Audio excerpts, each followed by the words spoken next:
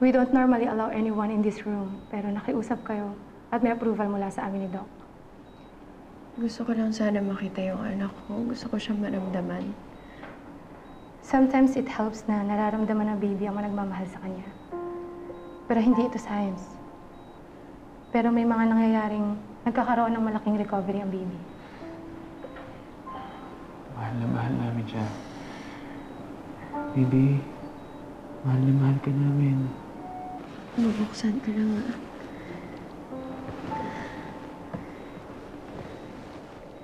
Anak, sana maramdaman mo kami. Mahal na mahal ka namin. Lumaban ka lang, ha?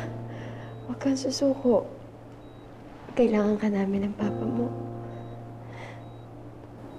Nandito lang kami, ha? Hihintayin ka namin. Mahal na mahal ka namin, ha? Huwag kayo mawawalan ng pag-asa. Kapit lang. Premature din ang anak ko nung pinanganak ko siya. Pero nakasurvive siya. Salamat.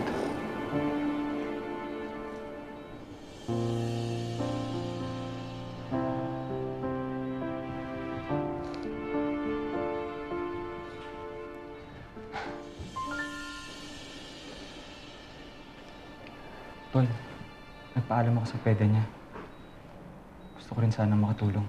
Pwede ko po ba malaman paano kayo related sa baby? Uncle niya ako. Pwede ko ba siyang mahawakan din? We only allow 2 people here. Nurse naman, please. Mahal ko din naman yung bata. Kahit naman hindi galing yan sa akin, gusto ko rin sanang iparamdam sa kanyang mahal ko siya. Payagan niyo na yung kapatid ko. Ako na lang yung lalabas.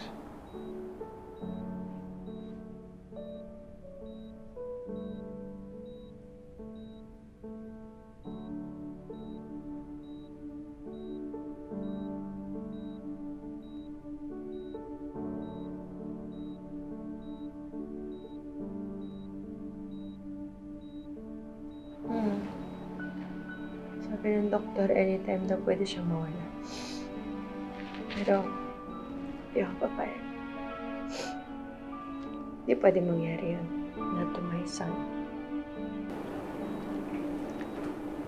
Baby, this is your Uncle Jeff.